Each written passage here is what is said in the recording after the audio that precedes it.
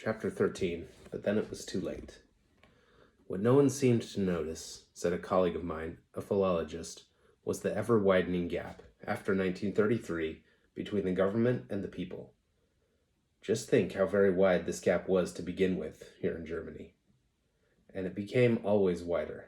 You know, it doesn't make people close to their government to be told that this is a people's government, a true democracy, or to be enrolled in civilian defense, or even to vote. All this has little, really nothing, to do with knowing one is governing. What happened here was the gradual habituation of the people, little by little, to being governed by surprise, to receiving decisions deliberated in secret, to believing that the situation was so complicated that the government had to act on information which the people could not understand, or so dangerous that even if the people could understand it, it could not be released because of national security. And their sense of identification with Hitler, their trust in him, made it easier to widen this gap and reassured those who would otherwise have worried about it. This separation of government from people, this widening of the gap, took place so gradually and so insensibly, each step disguised, perhaps not even intentionally, as a temporary emergency measure or associated with true patriotic allegiance or with real social purposes. And all the crises and reforms so occupied the people that they did not see the slow motion underneath of the whole process of government growing remoter and remoter. You will understand me when I say that my middle high German was my life. It was all I cared about. I was a scholar, a specialist. Then, suddenly, I was plunged into all the new activity, as the university was drawn into the new situation, meetings, conferences, interviews, ceremonies, and above all, papers to be filled out, reports, bibliographies, lists, questionnaires. And on top of that were the demands in the community, the things which one was expected to participate, that had not been there or had not been important before. It was all rigmarole, of course, but it consumed all one's energies, coming on top of the work one really wanted to do. You can see how easy it was, then, not to think about fundamental things. One had no time. Those, I said, are the words of my friend the baker. One had no time to think. There was so much going on. Your friend the baker was right, said my colleague. The dictatorship and the whole process of its coming into being was above all diverting. It provided an excuse not to think for people who did not want to think anyway. I do not speak of your little men, your baker, and so on. I speak of my colleagues and myself, learned men, mind you. Most of us did not want to think about fundamental things and never had. There was no need to. Nazism gave us some dreadful, fundamental things to think about. We were decent people, and kept us so busy with continuous changes and crises, and so fascinated, yes, fascinated by the machinations of the national enemies, without and within, that we had no time to think about these dreadful things that were growing little by little all around us. Unconsciously, I suppose, we were grateful. Who wants to think?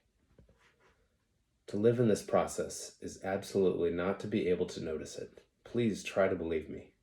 Unless one has a much greater degree of political awareness, acuity, than most of us ever had occasion to develop.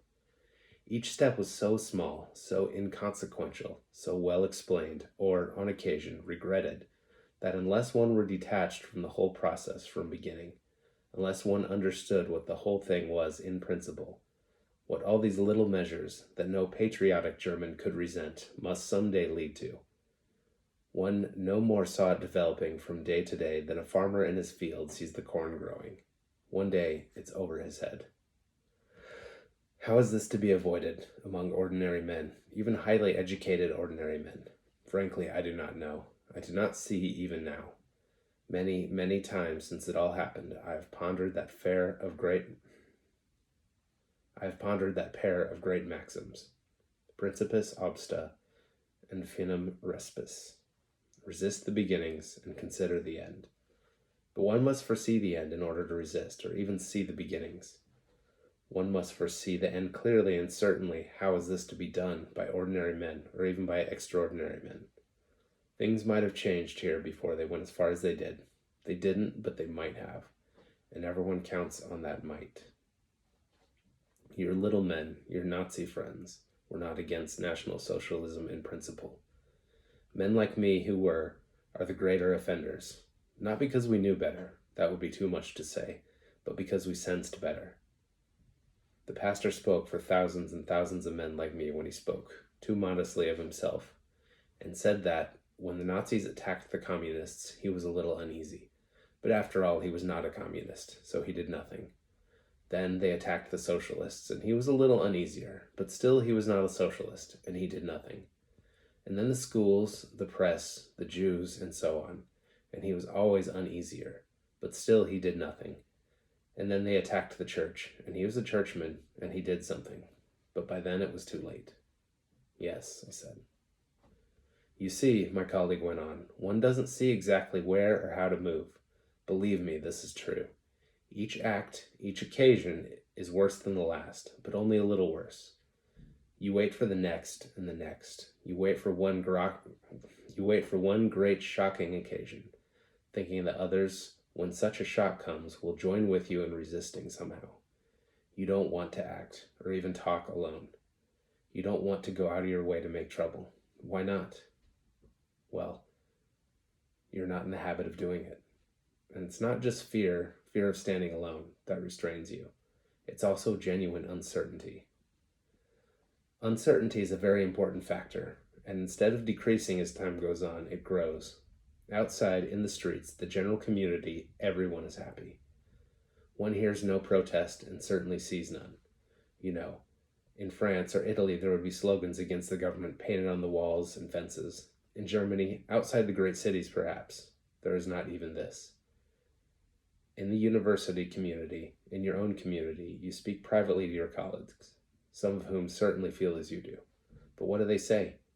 They say it's not so bad, or you're seeing things, or you're an alarmist. And you are an alarmist.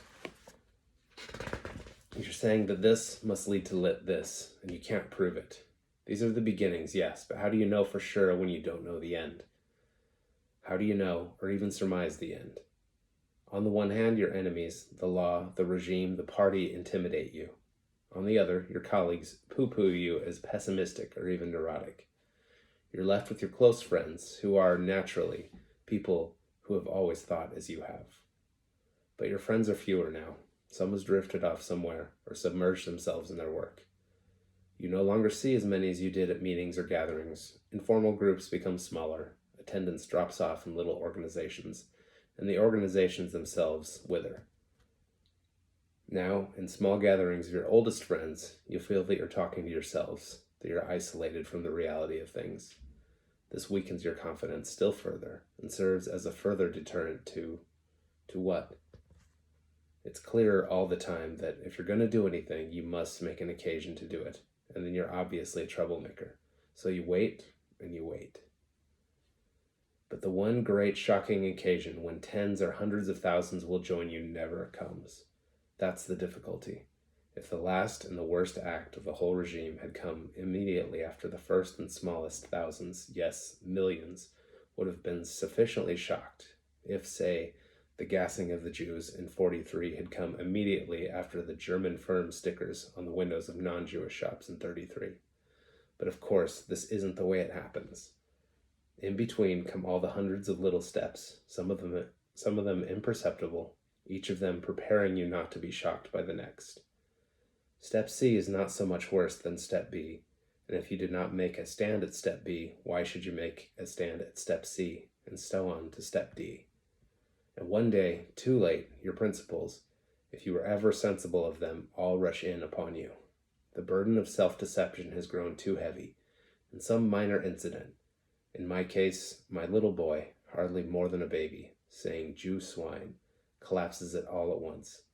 And you see that everything has changed, and changed completely under your nose. The world you live in, your nation, your people, is not the world you were born in at all. The forms are all there, all untouched, all reassuring. The houses, the shops, the jobs, the meal times, the visits, the concerts, the cinema, the holidays.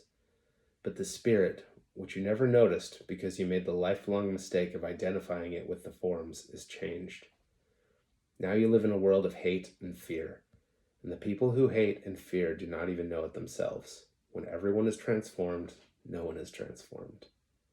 Now you live in a system which rules without responsibility even to God. The system itself could not have intended this from the beginning, but in order to sustain itself, it was compelled to go all the way. You have gone almost all the way yourself.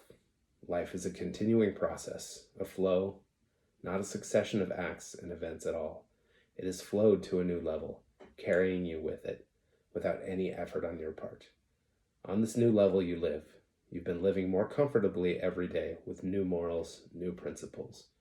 You've accepted things you would not have accepted 5 years ago, a year ago. Things that your father, even in Germany, could not have imagined. Suddenly it all comes down, all at once. You see what you are. You see what you've done, or more accurately, what you haven't done. But that was all that was required of most of us, that we do nothing. You remember those early meetings in your department in the university when, if one had stood, others would have stood, perhaps, but no one stood. A small matter, a matter of hiring this man or that, and you hired this one rather than that. You remember everything now, and your heart breaks. Too late. You are compromised beyond repair. What then? You must then shoot yourself. A few did, or adjust your principles. Many tried, and some, I suppose, succeeded. Not I, however. Or learn to live with the rest of your life with your shame. This last is the nearest there is, under the circumstances, to heroism, shame. Many Germans became this poor kind of hero, many more, I think, than the world knows or cares to know. I said nothing. I thought of nothing to say. I can tell you, my colleague went on, of a man in Leipzig, a judge. He was not a Nazi, except nominally, but he certainly wasn't an anti-Nazi. He was just a judge. In 42 or 43, I think it was, a Jew was tried before him in a case involving, but only incidentally, relations with an Aryan woman. This was race injury, something the party was especially anxious to punish. In the case at the bar, however, the judge had the power to convict the man of a non-racial offense and send him to an ordinary prison for a very long term, thus saving him from party processing, which would have meant concentration camp or more probably deportation and death. But the man was innocent of the non-racial charge, in the judge's opinion, and so, as an honorable judge, he acquitted him. Of course, the party seized the Jew as soon as he left the courtroom. And the judge? Yes, the judge. He could not get the case off of his conscience. A case, mind you, in which he had acquitted an innocent man. He thought that he should have convicted him and saved him from the party. But how could he have convicted an innocent man? The thing preyed on him more and more, and he had to talk about it, first to his family, then to his friends, then to acquaintances. That's how I heard about it. After the 44 putsch, they arrested him. After that, I don't know. I said nothing.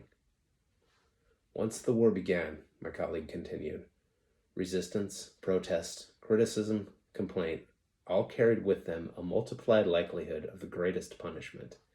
Mere lack of enthusiasm, or failure to show it in public, was defeatism. You assumed that there were lists of people who would be dealt with later, after the victory. Goebbels was very clever here, too. He continually promised a victory orgy to take care of those who thought that their treasonable attitude had escaped notice. And he meant it. That was not just propaganda, and that was enough to put an end to all uncertainty. Once the war began, the government could do anything necessary to win it. So it was with the final solution of the Jewish problem, which the Nazis always talked about but never dared undertake, not even the Nazis, until war and its necessities gave them the knowledge that they could get away with it. The people abroad who thought that the war against Hitler would help the Jews were wrong. And the people in Germany who, once the war had begun, still thought of complaining, protesting, resisting, were betting on Germany's losing the war. It was a long bet. Not many made it.